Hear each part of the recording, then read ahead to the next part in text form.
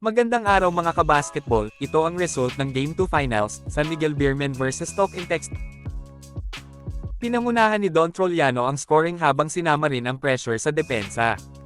Naka-establish agad ng tempo ang San Miguel at hawak ang momentum simula pa lang. Natapos ang first quarter 30-18. Sa second quarter, umabot ng 24 points ang kalamangan ng San Miguel bago mag-halftime. Mula sa mid-range hanggang sa post-ups, magkakaibang players ng Beermen ang nakapasok ng puntos habang patuloy namang nasusukat ang depensa ng tropang 5G. Ang Beermen offense ang nagpabigat sa TNT, habang nag-struggle ang tropang 5G na makahanap ng sagot sa depensa ng San Miguel. Pagkabalik ng second half, nagkaroon ng maliit na rally ang TNT. Sa pamamagitan ng mas agresibong pag-drive at spot-up shooter, kaya bahagyang lumapit sila sa isang 14-point deficit.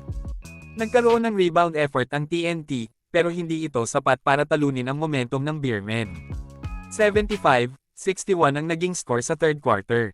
Sa final quarter, muling pinakita ng San Miguel kung paano mag-seal ng laban.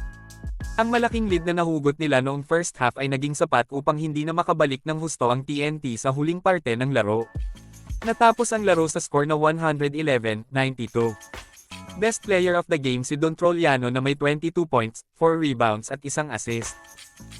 Ito naman ang iba pang scorers. Fajardo 17 points, Totoa 14 points, Perez 13 points, Cruz 12 points, Lassiter 12 points, Chongson 9 points, Brondial 6 points, Ross 3 points, Miller 3 points. Ito naman sa top and text.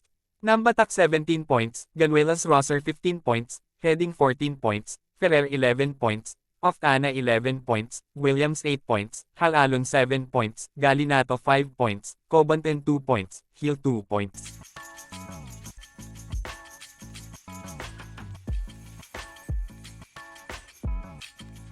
Ito naman ang schedule ng laro.